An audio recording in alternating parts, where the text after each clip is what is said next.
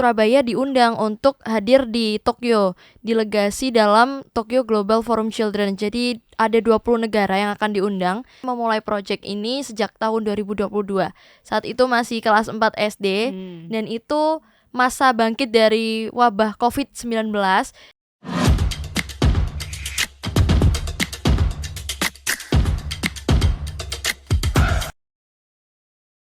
Halo sahabat merah putih. Wow, sahabat merah putih, biasanya teman warta.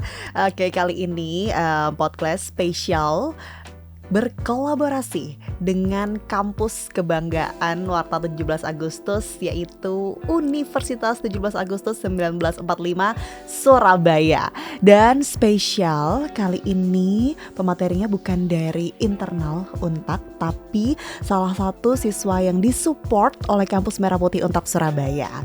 Well, teman warta dan sahabat merah putih, sebelum kita masuk ke segmen ngobrol bareng narasumber, aku tuh pengen banget bercerita sedikit ke teman warta tentang green patriotism, merah putih di tangan Gen Z.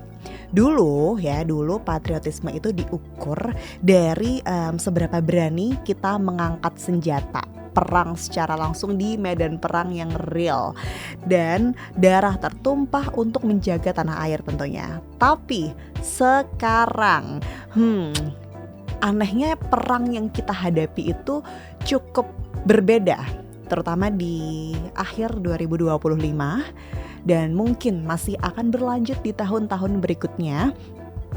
Perang yang kita hadapi itu adalah perang dengan krisis iklim dan bencana alam. Kalau misalkan dulu kita mungkin berperangnya dengan bambu runcing, bagaimana kalau sekarang kita ganti menjadi sekop? Dan medan perangnya itu bisa dari halaman rumah kita sendiri.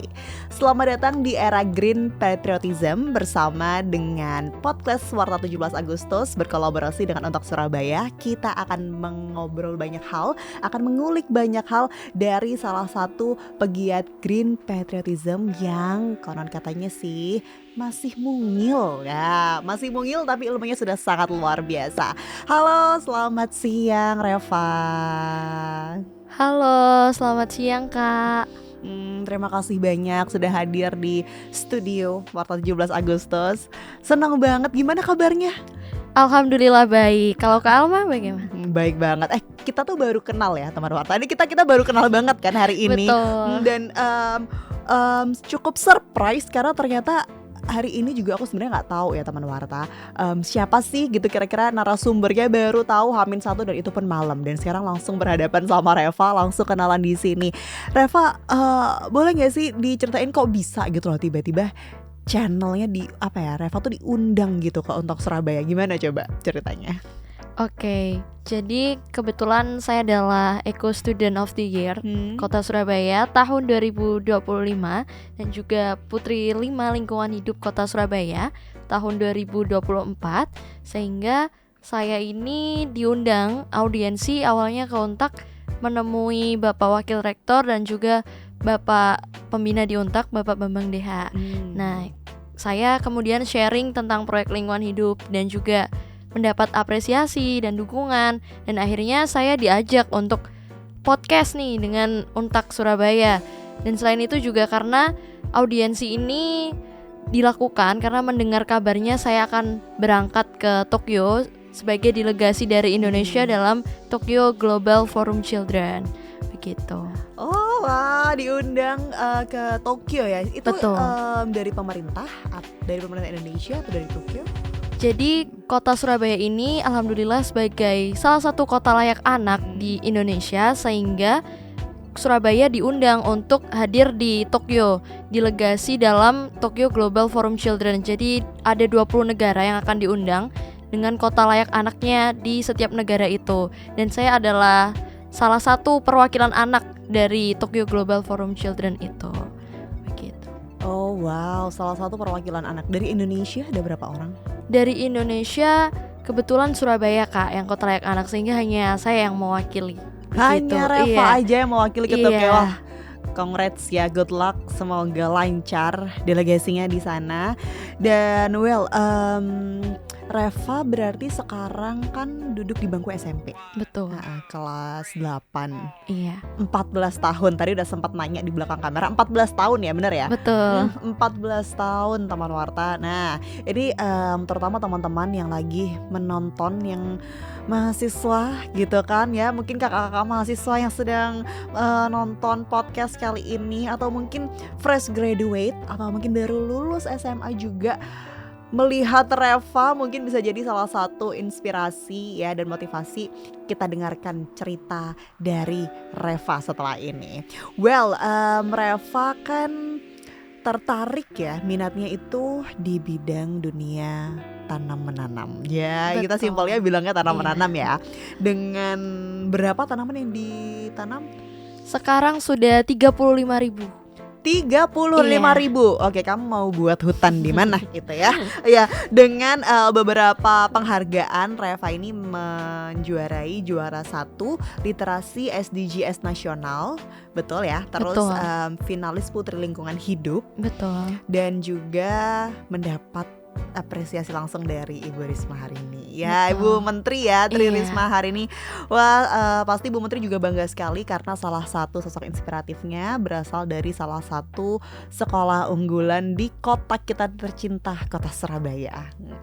Revalina Fernanda. Bagus namanya seperti orangnya. Wah, terima kasih Kak. Sama-sama. Well, kan sekarang Reva ini usia 14 tahun, tapi jejak langkahnya itu udah sampai ke level nasional, bahkan diundang di tingkat internasional juga, gitu kan. Sebenarnya apa sih ya pemikiran kalau misalkan aku pengen belajar ya dari kamu ya, ini kan aku 26 tahun ini 27 tahun gitu ya, sangat cukup jauh gitu kan selisih usia kita. Kayaknya aku di usia kamu tuh gak akan kepikiran menanam 35.000 pohon gitu ya. Di pikiran Reva ya, untuk saat ini yang hidup di generasi modern, semuanya serba instan, teknologi serba cepat, serba ada, AI, GPT, apapun tersedia gitu ya.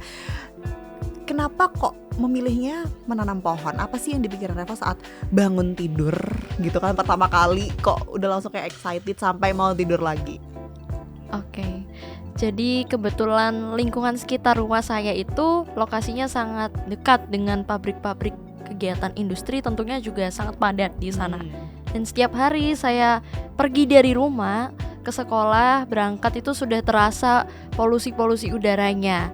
Sehingga saya pun berpikir bagaimana sih lingkungan sekitar saya itu bisa berubah, tidak berpolusi tapi bisa lebih hijau. Namun kan di kota Surabaya ini berbeda dengan di pedesaan yang banyak lahan hijaunya, sehingga untuk menanam tanaman ataupun pohon juga kekurangan lahan begitu. Sehingga saya pun berpikir bagaimana bisa memanfaatkan lahan yang apa adanya begitu, tapi bisa dibudidayakan tanaman hingga bisa meningkatkan perekonomian. Apalagi saya memulai proyek ini sejak tahun 2022.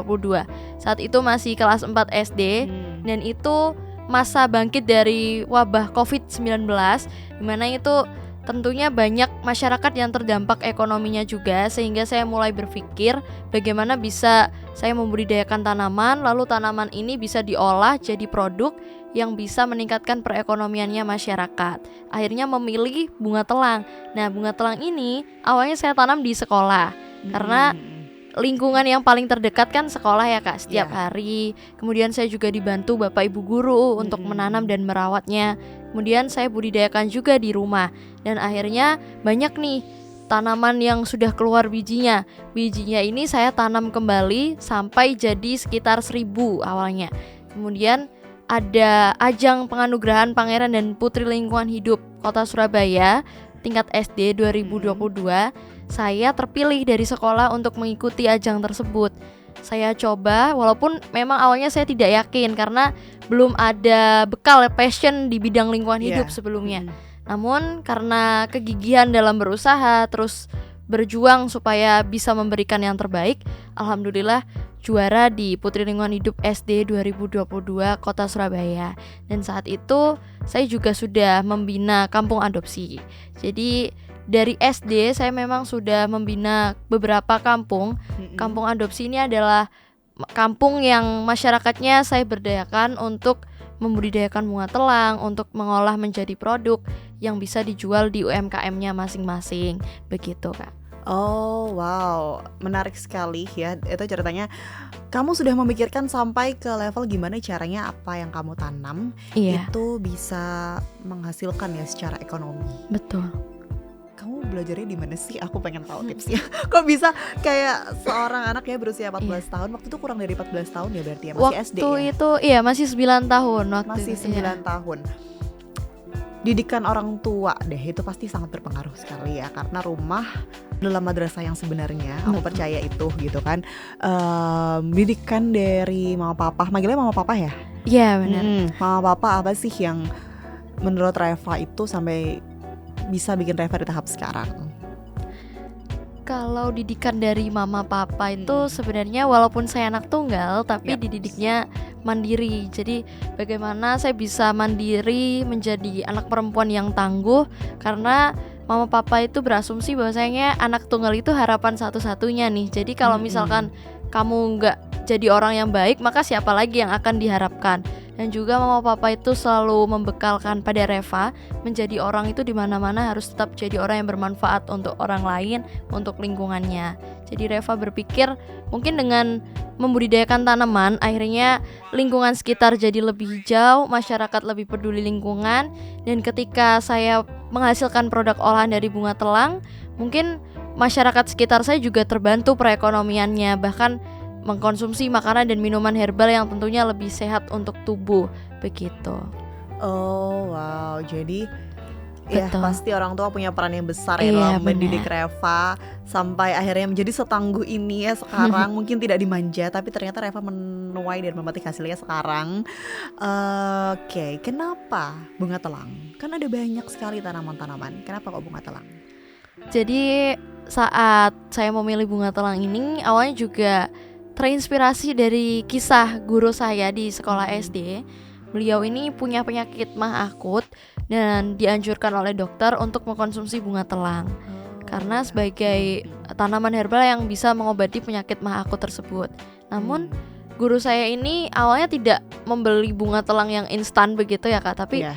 dimulai dari menanam bijinya dulu. Jadi di sekolah juga banyak tanaman bunga telang sebelum saya membudidayakan itu. Kemudian guru saya ini saya tanyai, kenapa Bu kok misalkan banyak bunga telang di sekolah gitu. Iya. Terus guru menjelaskan bahwasanya karena ibu ini sebenarnya punya penyakit mah akut, namun dokter itu menganjurkan untuk mengkonsumsi teh herbal bunga telang.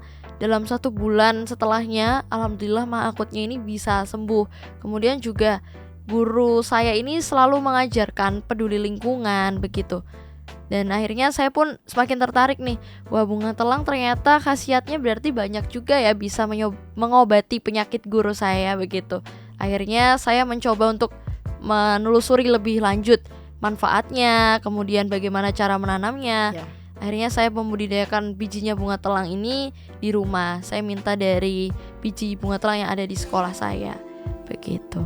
Oke, jadi bisa dikatakan awalnya hampir tidak ada modal untuk membeli bibitnya ya, karena sudah Betul. ada dan berarti Iya, bunga telang ini manfaatnya banyak banget ya, ternyata bisa untuk iya Kak. Oke, ya ini mungkin Iya. sekarang untuk Gen Z dan Gen Alpha ya, relate banget yang sering ngopi biasanya asam lambung. Ya itu bisa ya harusnya ya Betul. untuk mendinginkan perut ya. Oke, asam lambung mah mirip-mirip kan ya, berarti ya Betul. bisa bermanfaat Iya. dari bunga telang itu tadi. Iya, apalagi tanaman ini kan tanaman liar ya Kak, sehingga saya berpikir perawatannya juga pasti lebih mudah untuk dibudidayakan di kota Surabaya yang cuacanya tidak menentu dan juga tidak dingin gitu. Jadi cocok untuk dibudidayakan di Surabaya. Telang ini. I see, ini menarik sih. Aku baru tahu kalau bunga telang itu tanaman liar gitu ya. Betul. Terima kasih informasinya. Ternyata awalnya dari tanaman liar dan Iya. ternyata ditemukan manfaatnya sangat Betul. banyak gitu ya. Wow, keren banget. Mudah juga ya dibudidayakannya dari awalnya. Berapa kamu nanamnya? Berawal dari berapa bibit sampai sekarang 35.000? Awalnya itu menanam 100 bibit. 100 kemudian tumbuh banyak sampai 1000 tanaman awalnya waktu SD. Kemudian dikembangkan lagi. Jadi kan dari 2022 sampai 2026 ini 35.000 itu karena juga saya sebar. Jadi tidak hanya di rumah, di sekolah, di kampung adopsi juga, tapi di sekolah-sekolah lain yang saya pernah berikan edukasi lingkungan hidup begitu. Dan ada di beberapa kantor instansi juga. Oh, I see. Di daerah mana aja sih kampung adopsinya tuh? Di Surabaya mana aja? Kalau kampung adopsi ini yang paling banyak di daerah Surabaya Barat, daerah rumah saya sendiri di Tanjung Sari, di Tandes dan Sukomanunggal, Sonokijenan begitu. Kalau di Surabaya yang agak pusat itu di Jojoran, Kak. Oh, di Jojoran. Iya. Kemudian juga ada yang di SD Mendoan Ayu. Lalu ada beberapa juga di Sidoarjo karena pernah ada undangan untuk sosialisasi di sana. Dan juga di desa saya di Bojonegoro. Kemudian ada juga di kantor instansi seperti Kuartir Cabang Gerakan Pramuka Kota Surabaya. Dan juga di Taman Anggrek saat itu, di Taman Anggrek Surabaya. Itu salah satu lahan dari Dinas Ketahanan Pangan dan Pertanian. Oh, wow, sampai ke Bojonegoro juga ya kamu menanamnya ya. Dan tadi Reva rumahnya daerah mana? Tanjung Sari ya? Iya, betul. Itu gak jauh sih dari rumahku, dan memang daerah sana itu sangat gersang ya dan tandus karena industri ya. Taman Warta itu kawasan industri. Bener sih, relate kalau misalkan Reva ngerasain berangkat sekolah, beda banget suasananya sama di Surabaya Pusat ya, yang sangat hijau. Dan Surabaya, pokoknya daerah Tanjung Sari ke arah barat ya, sebagian Banyurip itu udah cukup tandus dan gersang karena banyak pabrik di sana ya. Dekat Margomulyo juga itu kan bener. Pusat, Kak, pusatnya industri barat ya. Pantesan kamu risih ya dengan kepanasan itu gitu kan. Surabaya ibaratnya mataharinya satu orang satu. Betul. Ya, bener ya. Di atas banget nih. Di atas banget. Oke. Terus kan Reva sekolah juga gitu. Betul. Ya kan, SMP. Pasti apalagi sekarang jam sekolah itu juga cukup padat ya. Gimana sih ngebagi waktunya? Oke, jadi untuk ngebagi waktu ini sebenarnya banyak sekali yang tanya juga ke saya, Kak. Kok bisa ya padahal masih sekolah gitu, bisa punya project, bahkan juga aktif organisasi. Jadi cara saya untuk membagi waktu itu, saya tentukan skala prioritas untuk setiap kegiatan, mana yang harus saya dahulukan dan mana yang mungkin bisa saya kerjakan setelah kegiatan pertama selesai begitu. Dan juga yang kedua, saya selalu membuat to-do list. Jadi setiap hari saya punya apa sih yang akan saya lakukan untuk hari ini. Dan yang ketiga, saya itu tidak pernah bermain game. Jadi saya memang dari kecil sudah diajarkan orang tua untuk tidak bermain game online. Dan saya bersyukur karena akhirnya saya tidak ketergantungan pada game online itu gitu. Sangat disiplin sekali ya. To-do list, kamu tahu nggak? Aku bikin to-do list nggak aku tepatin sendiri. Nggak bisa. Kita sangat berbeda sekali. Tapi aku akan coba belajar ya. Siapa tahu to-do listnya bisa aku tepati seperti kamu ya nih. Sama ini Kak, satu lagi. Apalagi?